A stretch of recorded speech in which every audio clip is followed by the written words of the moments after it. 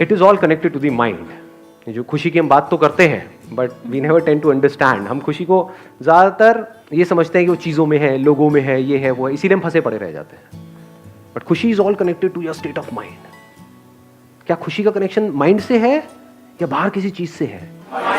ऐसा क्यों कह रहे हो?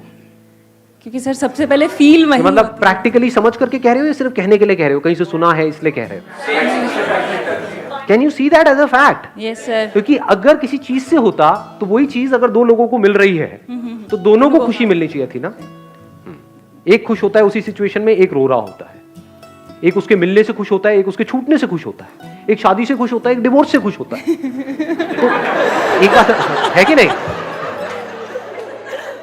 खुशी is related to your state of mind. कई बार होता नहीं है कि लाइफ की धज्जियां उड़ी पड़ी है, लेकिन एकदम से अंदर से कुछ होता है, एकदम से एक इंसाइट आती है और हम बिल्कुल हल्के हो जाते हैं। भाड़ में जाए। हुआ है कभी आप लोगों के साथ? ऐसा नहीं हुआ है? और कई बार ऐसा होता है सब कुछ परफेक्टली हो रहा होता है, फिर भी एक सेंस ऑफ डिससेटिस्फैक्शन होता है अंदर से, एक फ्रस्ट्रेशन होता है, क्या है लाइफ बोरिंग है, कुछ है, सब कुछ है आपके पास में, फिर भी जिंदगी झंड है। और कभी कभी ऐसा होता है सब कुछ चला जाता है, क्या फर्क पड़ता है, एकदम से क्या हो रहा है, एक्चुअल में क्या हो रहा है, ध्यान से समझ पा रहे हो? एक तरह से सब कुछ है लेकिन डिप्रेशन में है, एक तरह से सब कुछ चला गया है फिर भी you are feeling absolutely light. Thank you so much.